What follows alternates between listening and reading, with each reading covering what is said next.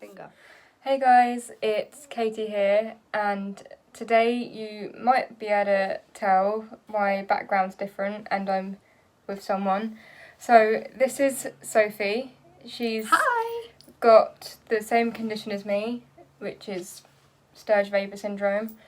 And today we were going to do a part 1 of living with Sturge Weber as young adults and also what it was like growing up. Because for us, having Sturge Weber is the only thing that we've ever known, annoyingly. Yeah, that's what brings us together, really, isn't That's it? what's made us close. Me and Yeah. Sophie, I first met Sophie, oh gosh. Well, no, but we've known each other since we was young, like when we were Quite kind young. of born, because we went to charity weekend together. I'm 2 years older than you. All right, so Yeah. I met, so obviously me and Katie. I don't know how. Like I think our mums have told us that and stuff. But I think didn't we used to play and stuff. We used to as play all toddlers together. and stuff. And then now we've got, and then as the years have gone on, we've just grown. We've come a lot closer, like to the fact that, like, you know, we talk. We are literally, when it comes to the family weekends, okay, we might not spend all the time together, but we FaceTime a lot when we're not together. As you can tell, I'm not at home. Yeah. I'm staying at Sophie's for a few days.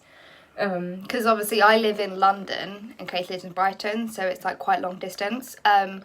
But we always find a way, and it's just like I think lockdown, because we were close anyway, but lockdown has definitely brought us closer, because obviously I've been busy with other stuff, but now lockdown's happened, I have free time, I'm not doing anything, so it's kind of just given me, and obviously, so we're... Yeah, so I think for us, me and Sophie, we were brought up together, and I think, it's important that friendships stay alive. I think definitely lockdown has brought us closer together. We FaceTime constantly. I'm surprised we don't get bored of each other. But I just think it's important that, as young adults living with a condition that is so rare, that, there's not much awareness. And as a lot of you subscribers know, I've been doing a big charity walk. It's been all over the news. So this is the other reason I've not really uploaded for the last 2 months, because I've been busy, I've been really poorly. So it's been difficult. I've been walking a lot, which is really unlike me. So this coming up to London and seeing Sophie has really helped build a bit more happiness for me.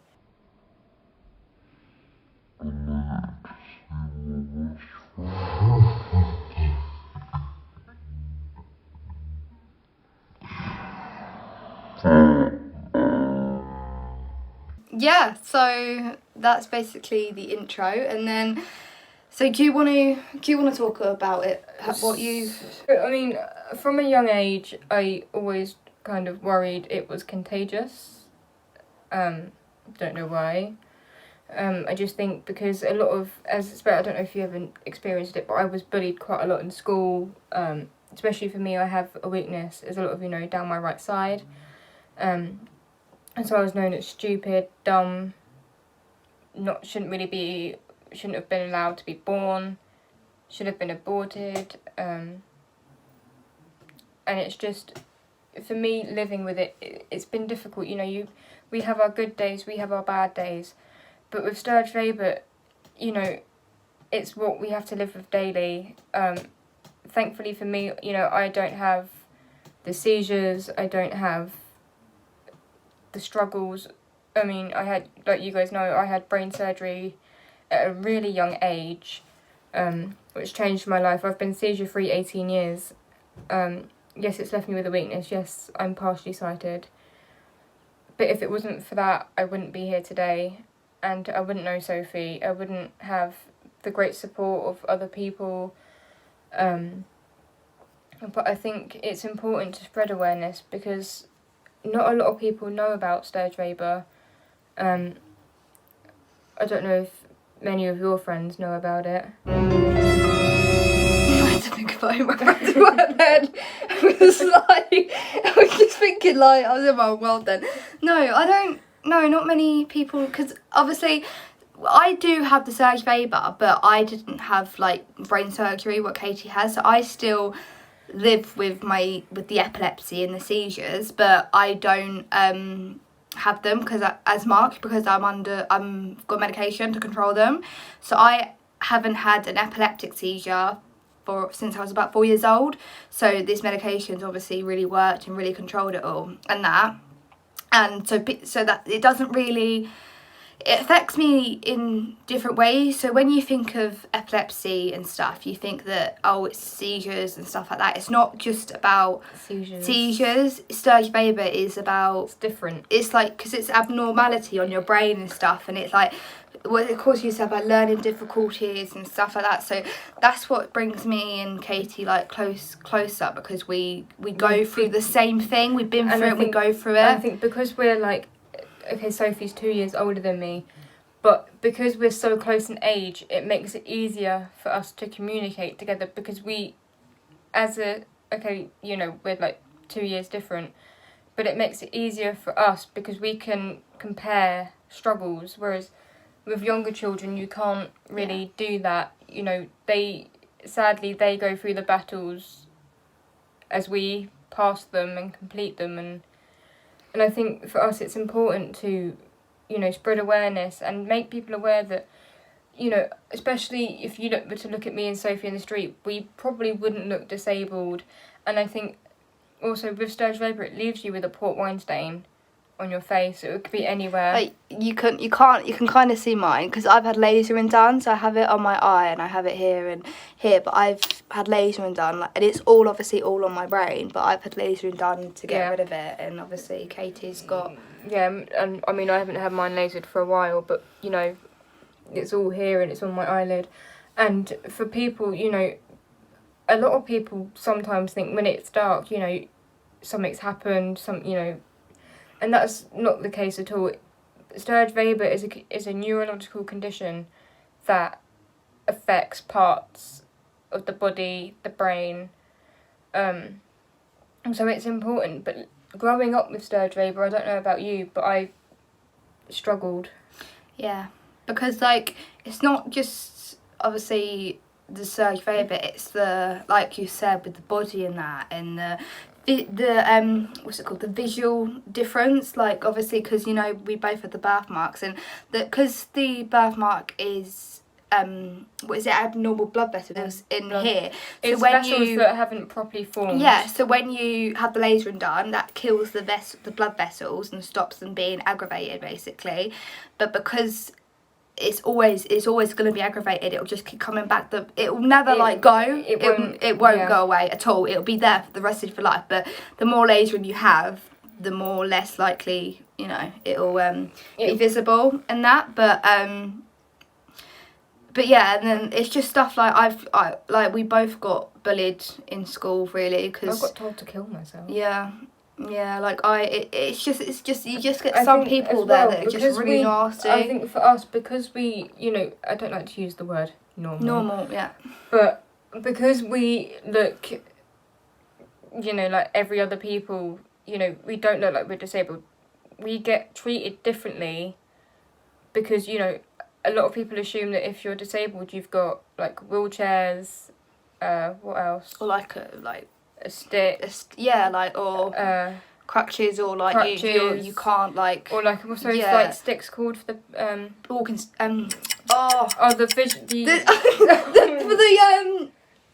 visually impaired sticks, isn't it? Yeah, the visually impaired sticks. I can't think what they're called. Guide dogs. Yeah. And at the end of the day, and a lot of people, when I've mentioned this before, have, you know, said to me, well, that isn't right. They're actually saying that mental health, you know, depression, anxiety, and all that, that's a hidden disability. Oh, autism, ADHD, I'm trying to think what else. OCD, obsessive, yeah. You know, they're all hidden disabilities that, visual impairment, hearing, functional neurological disorder, the one I have. Yeah, FND. You know, you don't see those in people. And I think, you know, growing up, especially because I didn't look like I had a disability, you know, even now I could be travelling to college and I get asked why I'm sitting in a priority seat. I've been asked to explain myself. I've been asked to prove myself. And at the end of the day, you know, as I've got older with Sturge Weber, I feel I have coped better with it. I don't know about if you have, but I definitely feel that as I've got older, I've definitely been able to... The sad thing is that it's like people with hidden disabilities, it's like you have to be approved in a way, like when people so like obviously for me, I also have the functional neurological disorder, which causes me to have seizures, but they're non-epileptic seizures. They're not epileptic, so I have them, and then I also have weakness in my legs. So there's loads of different things that go on in my body, and I sit down in like you said, the priority seats and that, and people like to me, you should really stand up because someone, you know, stuff. You get all these, but it's like you have to say no. Look, but you shouldn't have to do that. And it's horrible to. And I think as well, look, not to judge, and I'm not discriminating anybody. And if any of this does upset anyone that watches this, I'm sorry. But a lot of it is the elderly. And, I mean, some, you know, you get, like, mums with, like, buggies and... Yeah. And, you know, if you don't know the person, you know, you could just say, oh, is there a reason you're sat in this seat? And I'd be like, yeah. I mean, I have a badge that I carry on the back of my college badge, and it says priority seat required. And I show that to the people that, you know, that look at me weirdly. And especially with Sturge Weber as well, like, having a weakness, and Sophie, you probably know this with BFND, you get tired so much more easily. And, I mean, like I've said before, you know, this big walk I'm doing, I've done over 60 miles on my own, and that's without a splint. That's, you know, I do that because I'm doing something to help with Sturge Weber. And I think, you know, to raise awareness is such an important thing. And growing up, you know, I think, like reception and like year one, year two, it didn't affect me as much because I didn't care what people thought. And then going into like year 3 to like year 6, it didn't affect me as much because you're with like you know, like not young people, but you still don't care. But I especially noticed a difference when I was in year 7 to year 11, and especially going up to college.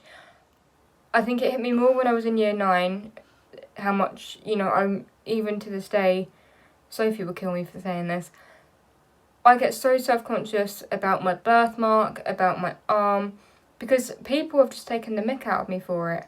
And then, you know, that causes more bullying. And for me, having Sturge Weber isn't, you know, at the end of the day, you have it your whole life.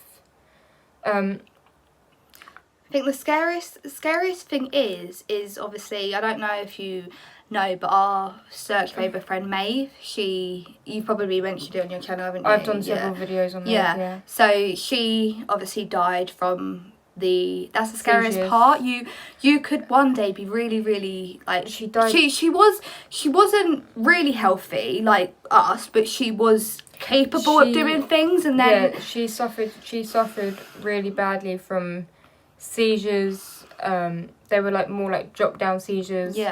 Her birthmark was basically all over her body. It was big. That's why we're lucky, because we only have it on a small part. And you know, we are quite, I mean, as a Sturge Weber, what we call our Sturge Weber family, obviously there's families and there's other like charities around the world that support their families. And you know, some people think, I mean, I don't know about you, but especially after Maeve died, I had that fear of dying, because although I don't have the seizures, I mean, Maeve sadly fell down the stairs. Yeah, she had a seizure, didn't she? She had a seizure at the top of the stairs, and she fell down the stairs, and that's what sadly killed her. Yeah. We don't know whether it was the fall or the seizure that actually did it. But I think at the time we were lucky because when we both found out she'd passed away, we were actually together, weren't we? Yeah, I can remember that day so clear. I think we were coming back. I'm sure we were coming back from the cinema. Not Dumbo the time, but the time before that. I'm sure we went to the cinema to see something. I think we went. We went to the cinema and we went. I think we went bowling, and then that was it. Yeah. And then we went on the way back. I said to you, I turned to Sophie and went, "Maeve's died," and you went, "You what?" And I showed her the post, and I'd noticed that obviously, because I found out over social media, obviously I kept scrolling through and loads of people had put things. Yeah. And then I phoned my mum, and my mum was like, "I don't believe you," and I said, "You need to go onto social media and have a look." I said, "I'm not lying," and then... And when we got in, she was like crying, She was like crying, and the thing is, as much as I look up to Sophie, Maeve was the other person I looked up to because they both inspire me to, you know, carry on with life, you know, to never give up. And I think it's important that people realise that just because, you know, we might look like we're not disabled and we don't have disabilities, that's how it is. The thing is, Maeve was sick, but like obviously had it bad, but she carried on living. She did things. She went to groups, and she didn't let it affect her. And I think that's what we both looked up to. And then obviously now Maeve's gone. I think for me as well, at the timing of Maeve passing as well, it was 2 weeks before I sat my GCSEs in year 11, and that obviously took really bad effect on me. I remember it so clearly finding out because she died 2 weeks before I sat the exams, and then her funeral was in the middle of 2 English exams, and I remember having a massive panic attack the day after. Didn't you go to the funeral though? I went to the funeral because it was on the Friday. Luckily, I didn't have an exam. Yeah. And then obviously I had the Saturday and Sunday, and then on the Monday I had to go in for an English exam at like 8:30. And obviously it was, you know, at that time it's still quite raw. But I think we, as young adults, you know, we looked up to Maeve, and you know, she might have had disabilities. Yes, she did, but she, you know, she did groups. And also I've mentioned this before. Maeve, she had friends. She had friends, but Maeve was adopted, so it wasn't like Maeve, like us. What's the word I'm looking for? Had like a nice early upbringing. No, she. What? Yeah, she was adopted. Because she was adopted at the age of 4, so thankfully for Gillian, who is her or was, and still always will be, the person that brought her up.